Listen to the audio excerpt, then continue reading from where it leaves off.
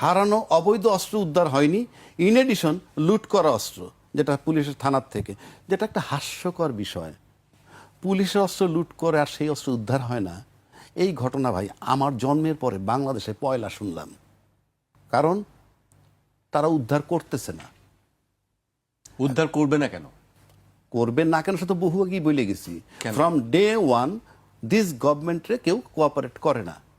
আর এখন তো government outgoing, এখন তো গভর্নমেন্ট ঝুঁকে গেছে কিভাবে বের হয়ে যাবে, এখন সে কিভাবে বের হবে সেই চিন্তায় আছে।